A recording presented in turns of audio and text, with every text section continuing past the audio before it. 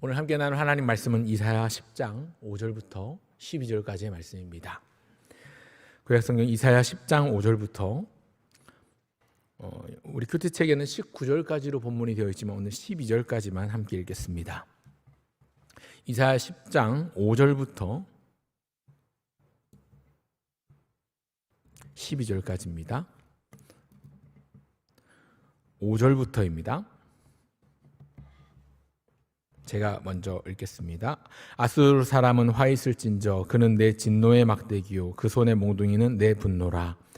내가 그를 보내어 경건하지 아니한 나라를 치게 하며 내가 그에게 명령하여 나를 노하게 한 백성을 쳐서 탈취하며 노력하게 하며 또 그들을 길거리에 진흙같이 짓밟게 하려 하거니와 그의 뜻은 이같지 아니하며 그의 마음의 생각도 이같지 아니하고 다만 그의 마음은 허다한 나라를 파괴하며 멸절하려 하는도다. 그가 이르기를 내 고관들은 다 왕들이 아니냐. 갈로는 갈그미스와 같지 아니하며 하맛은 아르밧과 같지 아니하며 사마리아는 다메섹과 같지 아니하냐. 내 손이 이미 우상을 섬기는 나라들에 미쳤나니 그들이 조각한 신상들이 예루살렘과 사마리아의 신상들보다 뛰어났느니라. 내가 사마리아와 그의 우상들에게 행함같이 예루살렘과 그의 우상들에게 행하지 못하겠느냐 하는도다. 그러므로 주께서 주의 일을 시온산과 예루살렘에 다 행하신 후에 아수르의 왕의 완악한 마음의 열매와 높은 눈의 자랑을 벌하시리라. 아멘. 오늘은 이사야 10장 5절부터 12절까지의 말씀을 본문으로 함께 하나님의 은혜의 말씀 상고한 바를 나누고자 합니다. 우리 큐티책 복 있는 사람에서는 오늘 본문이 이사야 10장 5절부터 19절까지로 되어 있는데요. 오늘 함께 전체적으로 10장 내용을 중심으로 살펴보고자 합니다. 이 이사야서 10장은요 9장에서 말씀하신 내용의 연장입니다. 이사야 앞장 9장에는 어제 살펴봤던 9장에서는 하나님께서 범죄한 나라 이스라엘을 심판하시겠다고 선언하셨는데 그 선언하신 이후에 하나님의 백성인 이스라엘을 심판하시는 도구로 이방 나라인 아수르를 도구로 사용하시겠다는 말씀을 하고 있습니다. 뿐만 아니라 그 도구로 사용하시는 아수르조차도 나중에 그들의 교만과 방종으로 인하여 멸망시킬 것이라고 선언하십니다. 오늘 본문을 통해 우리가 교훈받아야 될 내용이 무엇인가 크게 세 가지로 말씀드리고자 합니다. 첫째로 기억할 것은 방심 말라, 교만 말라. 하나님께서 이스라엘 백성을 심판하는 도구로 이방 나라인 아수르를 도구로 사용하기로 작정하십니다. 구약시대에 범죄하고 타락한 이스라엘 백성을 심판하시는 하나님은 이방 나라인 아수르 제국을 그 진노의 막대기로 분노의 몽둥이로 사용하십니다. 5절에 보면 아수르를 두고서 말하기를 내 진노의 막대기요 그 손의 몽둥이는 내 분노라 이렇게 말씀하고 있지요. 하나님께서 택하신 자기 백성 이스라엘을 심판하시는데 여러분 우리 생각에는 더 경건하고 더 거룩하고 하나님의 뜻을 잘 이루는 충성된 자들을 사용하실 것 같은데 오히려 하나님 모르는 엉뚱한 우상을 섬기는 이방 나라 대제국 아수르를 도구로 들어 쓰십니다. 우리 하나님은 인간의 생각을 넘어서 우리의 이성과 상식과 합리적인 사고를 초월해서 일하시는 분이십니다. 하나님께서 자기의 뜻을 이루시기 위해서라면 우리의 생각 밖으로 어떤 방법이든 인간의 지혜로는 이해되지 않고 납득되지 않는 방법이라 할지라도 하나님은 반드시 자기의 뜻을 이루시고 성취하는 분이십니다. 실제로 북이스라엘은 이 말씀 따라 이 말씀대로 주전 722년에 아수르에 의해서 멸망을 당합니다. 하지만 우리가 읽고 있는 이 성경 선지자 이사야가 활동한 지역은 남유다였습니다. 남유다에서 활동한 선지자 이사야가 북이스라엘에서 멸망을 예언하고 있습니다. 물론 나중에 뒤에 가면 남유다에 대한 멸망의 예언도 나옵니다만 아직 망하지 않은 남유다 백성들에게 이 내용 자체는 하나님께서 어제 김혜성 목사님이 설교하신 대로 하나님께서 백성들에게 경종을 울려주시는 것 같습니다. 이스라엘은 패역했고 하나님을 등지고 타락했고 배역해서 교만했습니다. 하나님을 주인으로 섬기지 않았고 하나님 외에도 여러 우상들을 섬기며 사탄의 권세에 놀아나며 죄의 종노릇을 했습니다. 유다를 견제하고자 애국과 손잡았고 그래서 하나님께서 그들을 벌하시고자 막대기로 몽둥이로 회초리로 앗수르를 들어 쓰십니다. 고대 근동 역사에 등장하는 여러 제국들 가운데 가장 잔혹하고 가장 잔인하고 비인간적인 살상을 일삼았던 나라가 아시리아, 앗수르 제국이었습니다. 하나님은 그렇게 앗수르를 자기 백성 이스라엘을 치는 회초리로, 분노의 몽둥이로, 그들을 징계하시는 진노의 막대기로 사용하십니다. 뿐만 아니라 그렇게 사용하시는 앗수르조차도 그들의 교만과 방종함을 인하여 결국 멸망시키시고 심판하실 것입니다. 12절을 보니까 그러므로 주께서 주의 일을 시온산과 예루살렘에 다 행하신 후에 앗수르 왕의 완악한 마음의 열매와 높은 눈의 자랑을 벌하시리라, 이렇게 말씀하고 있는데요. 여기 말하는 주의 일이라는 것은 자기 백성 이스라엘을 심판하실 것에 대한 말씀이지요. 그렇게 심판하신 이후에는 앗수르 왕의 완악한 마음의 열매와 높은 눈의 자랑조차도 하나님이 벌하실 것이다. 앗수르를 들어 쓰신 후에 그 앗수르마저도 심판하시겠다는 말씀을 하십니다.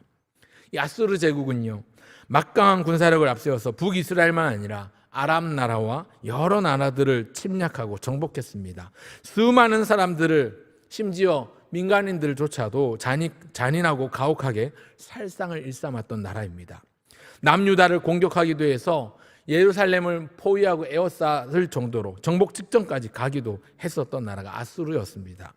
앗수르는 그런 막강한 힘을 바탕으로 승승장구하면서 자기 교만과 자랑에 빠졌습니다. 우월주의에 사로잡혀서 자기의 힘과 권능으로 여러 나라의 국경을 없애고 왕들을 쳐서 복종시켰다고, 수많은 왕들이 자기의 고관이 되지 않았느냐고 그렇게 자만하고 방종하며 자아도취에 빠져서 헤어나오지 못했습니다. 하나님께서 이스라엘의 교만과 죄를 벌하시는 도구로 앗수르라는 나라를 쓰셨을 뿐만 아니라 그 쓰신 앗수르조차도 교만으로 인해 멸망시키십니다. 교만한 자들에게 심판의 불이 임했습니다.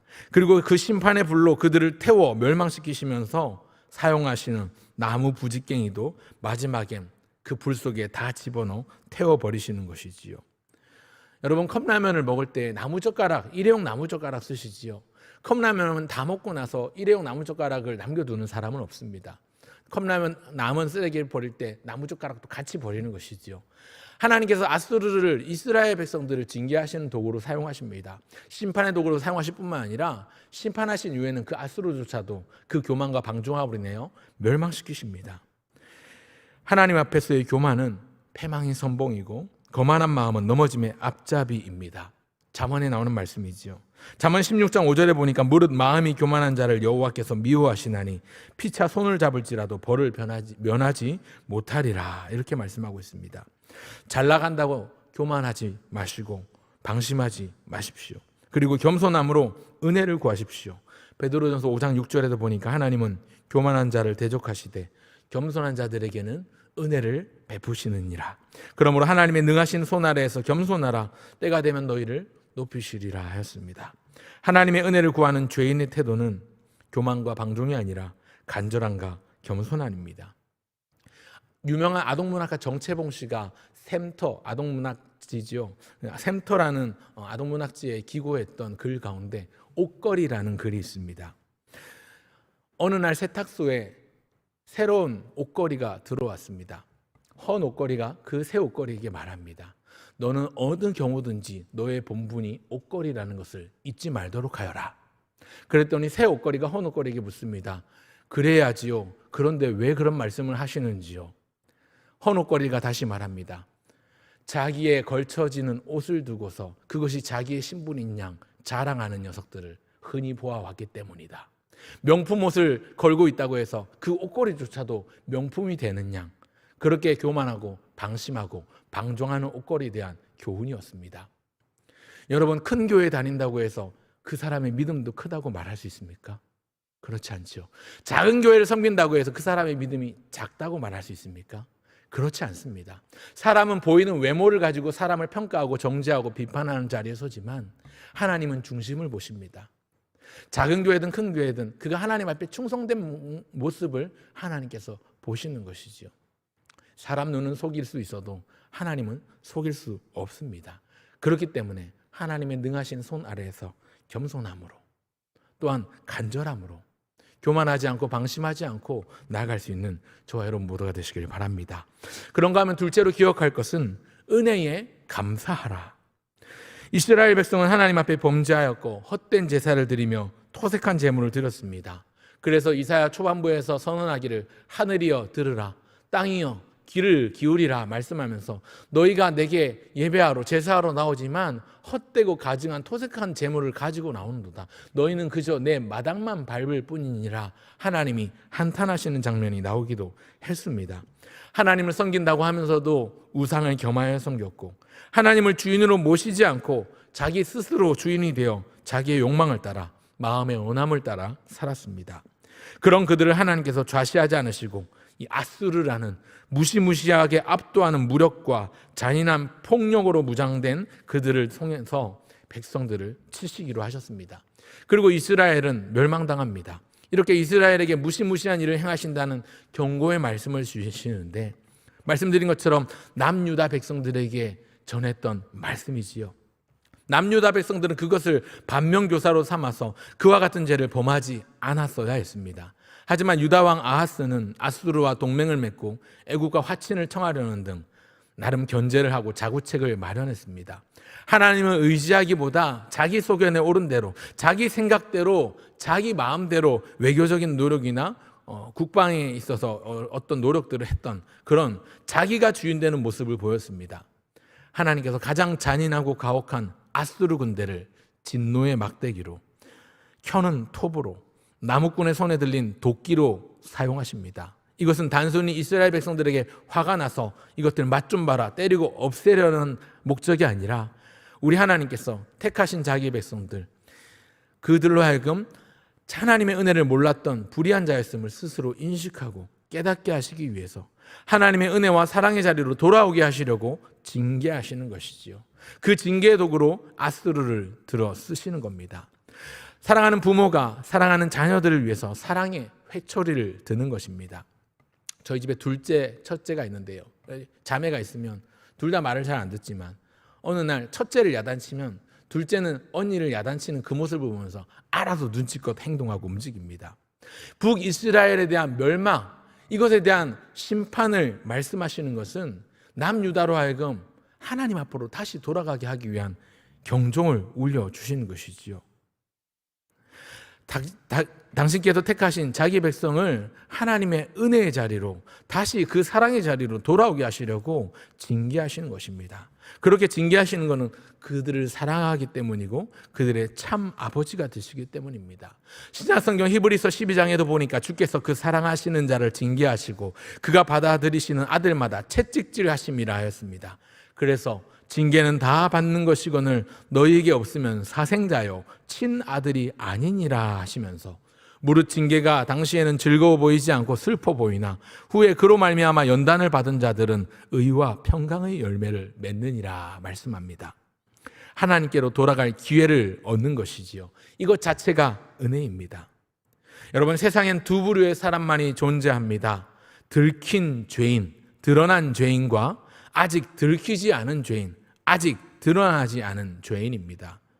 의인은 없나니 하나도 없고 모든 사람이 죄를 범하였음에 하나님의 영광에 이르지 못한 모두가 죄인입니다. 그런데 하나님께서 주신 믿음을 주신 택함 받은 자들은 하나님이 죄인임을 자각하고 하나님 앞에 자신이 죄인임을 자각하고 하나님 앞으로 나와 예수님 그리스도의 십자가의 은혜를 바라보며 구원의 길로 인도함 받을 수 있게 되었습니다. 하지만 그렇지 못한 사람들, 우리가 지금 주일마다 보고 있는 로마서 본문에 나오는 표현대로라면 불의로 진리를 막는 사람, 즉 불경건한 사람들, 하나님의 믿음의 선물을 받지 못해서 영원한 지옥 형벌을 받을 사람들은 여전히 자기 자신이 주인되어 살아가고 자기의 정욕대로, 마음의 부끄러운 욕심대로, 상실한 대로 살아가면서 사람을 보이는 것으로 판단하고 평가하고 정죄하고 비판하며 살아갑니다.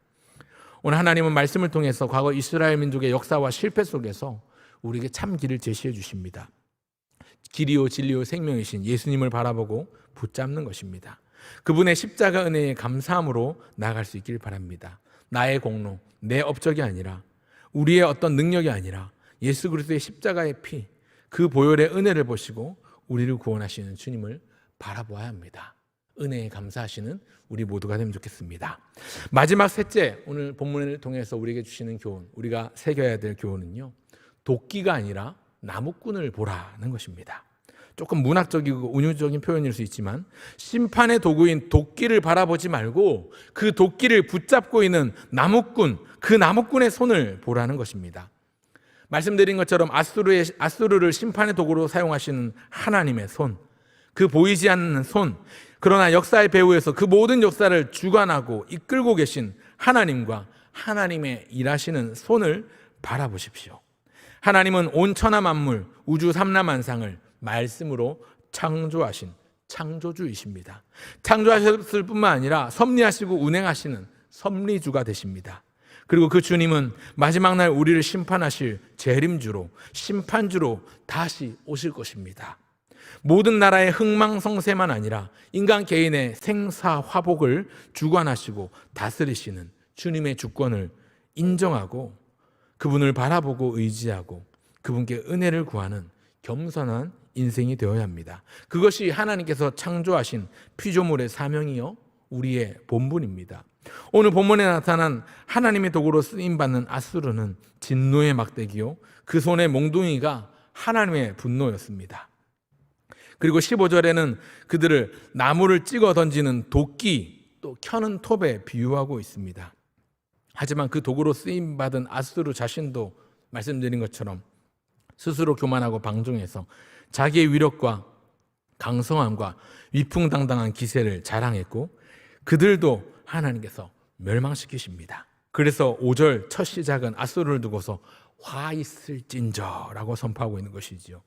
9절에 지명이 4개가 나오는데요. 모두 다 아수르가 정복한 지역의 이름입니다. 그같이 사마리아와 다메섹도 정복할 것이라는 것이지요. 스스로 자랑하며 교만 방종한 그들을 하나님께서 멸하시겠다 12절에 말씀하십니다. 그리고 이 말씀은 주전 722년에 이스라엘이 멸망하고 나서 약 20년 정도가 흘러서 주전 701년에 바벨론에 의해서 아수르가 멸망을 당하면서 성취되고 이루어집니다. 오늘 본문에서 오늘을 사는 우리가 교훈받아야 될 중요한 메시지는 이 세상의 모든 것이 하나님의 뜻대로 이루어지고 있다는 사실입니다. 겉으로 보기에는 우연히 일어나는 것 같고 예상치 못하게 갑자기 사고가 나는 것 같아 보여도 모든 것은 하나님의 계획표 안에서 하나님의 시간표대로 진행되고 돌아가고 있습니다. 우리 개인만 보아도 그렇습니다. 내가 뜻을 품고 소원을 가지고 계획을 세우고 인생을 살아가는 것 같지만 어디 내 뜻대로 다 사라지던가요? 그렇지 않습니다. 내가 아무리 원하고 내가 예측하고 내가 생각했던 대로 일이 일사천리로 진행되는 사람은 거의 없습니다. 중간에 사건 사고가 생겨나고 예상치도 못한 돌발 변수가 일어나 속상하고 마음이 무너지는 갑작스러운 일들이 생겨나기도 합니다. 물론 겉으로 보기에는 내가 열심을 내서 내 힘으로 노력해서 내가 무언가를 이루고 얻는 것처럼 보일 수 있습니다. 하지만 그 이면에는 보이지 않는 하나님의 손이 일하고 역사하십니다. 그리스도인은 그것을 볼 줄 아는 사람입니다. 그래서 오늘 이 새벽에 우리가 기도할 때 하나님 우리의 영안을 밝혀주셔서 하나님의 손을 보게 하옵소서. 보이지 않는 하나님의 손, 그러나 배후에서 역사하고 계신 하나님의 손을 보게 하옵소서 기도하실 수 있길 바랍니다. 유명한 청교도 신학자이자 설교자인 벤자민 워필드, 비비 워필드라는 분이 이런 말을 한 적이 있습니다. 그리스도인은 모든 현상의 배후에서 하나님의 임재하심을 보며 일하시는 하나님의 손을 인식하는 사람이며 기도로 하나님에 대한 영적인 태도를 가지고 구원의 모든 역사에 하나님의 은혜만 자기를 맡기고 기대는 사람이다. 이렇게 말한 적이 있습니다. 우리 하나님은 역사의 창조자요, 주관자요, 주권자이십니다. 오늘 본문에 나오는 아수르를 통한 이스라엘의 심판과 그 아수르의 멸망의 배후에도 분명히 하나님이 계십니다. 모든 상황의 배후에서 보이지 않게 일하고 섭리하시는 하나님을 바라볼 수 있길 바랍니다. 우리의 삶을 생각해 봅니다. 때때로 하나님 우리에게 고난을 주기도 하십니다. 내 믿음이 진짜인지 거짓인지를 드러내시려고 우리를 시험하시기도 하시고 우리에게 환난을 주시기도 하십니다. 오늘 본문 15절을 보니까 도끼가 어찌 찍는 자에게 스스로 자랑하겠으며 톱이 어찌 켜는 자에게 스스로 큰 채하겠느냐. 이는 막대기가 자기를 드는 자를 움직이려 하며 몽둥이가 나무 아닌 사람을 들려 함과 같음이로다. 여러분, 나무를 찍을 때 나무꾼이 분명히 도끼를 이용합니다. 하지만 도끼를 들고 나무를 찍는 사람은 도끼 주인 나무꾼이지 도끼 스스로 나무를 찍는 게 아니잖아요. 도끼가 자기를 들고 있는 나무꾼에게 자기의 힘을 과시하거나 자랑할 수 없습니다. 오늘 이 시대에 아수르는 누구일까요? 하나님이 아니라 자기를 보고 사는 사람. 주님을 주인으로 모시지 않고 자기가 주인 되어 자기 중심으로 살기 때문에 배후에서 일하시는 하나님을 보지 못하는 사람입니다. 조금만 잘 되는 일이 있으면 자기를 내세우고 자랑합니다. 자기가 잘해서 됐다는 겁니다. 하나님 모르는 세상 사람들은 이렇게 사는 게 당연합니다. 그러나 하나님께 택함 받은 은혜 신자는 그렇게 살면 안 되지요. 오늘도 모든 상황 가운데서 나를 붙드시고 나를 이끄시는 주님을 바라보면서 내 삶의 주인이 내가 아니라 하나님이 되어서 내 삶의 주인을 예수님으로 모시고 살아가는 사람이 은혜 신자입니다. 모든 상황 가운데 나를 붙드시는 삼위 하나님, 그분을 모시고 주인으로 삼고 살아가야 하는 것이지요. 때때로 평안할 수도 있지만 때때로 어려울 수도 있습니다. 중요한 것은 내가 평안하든 어렵든 하나님의 은혜에 기대고 은혜로 하루하루를 살아가는 것. 그것이 하나님을 아버지로 부르는 특권을 누리는 하나님의 자녀요, 하나님의 주권을 인정하는 하나님 나라의 백성임을 기억하시기 바랍니다. 언젠가 저와 여러분 모두가 세상 사람들과 더불어 하나님의 심판대 앞에 서게 될 것인데, 예수님을 주인으로 모시고 예수님을 주인처럼 진짜 주인답게 모시고 살아가는 우리는 저주의 심판을 면하고 하나님 보좌 우편에서 함께 주님과 거할 것입니다. 힘들고 어려운 일이 있다고 해서 불안해하거나 낙심하지 마십시오. 모든 것은 하나님의 손에 다 달려 있습니다. 하나님의 일정표대로 모든 것이 진행되고 흘러가고 있습니다. 내 안에 있는 염려, 불안, 낙심은요, 나를 바라본 결과입니다. 연약한 나 자신에게 우리의 시선이 머물러 있지 않길 바랍니다. 우리의 시선을 들어서 위대하신 하나님, 전능하신 아버지 하나님, 천지의 창조주 되신 그분께, 나의 구속자요 구원자요 그리스도이신 예수님께, 그리고 오늘도 우리의 믿음을 견고케 하셔서 의에 이르게 하시는 성령님께 우리의 시선을 옮기고 그 은혜를 바라보고 의지하며 기대시길, 그렇게 이 하루를 살아내시는 저와 여러분 모두가 되시기를 주의 이름으로 축원합니다.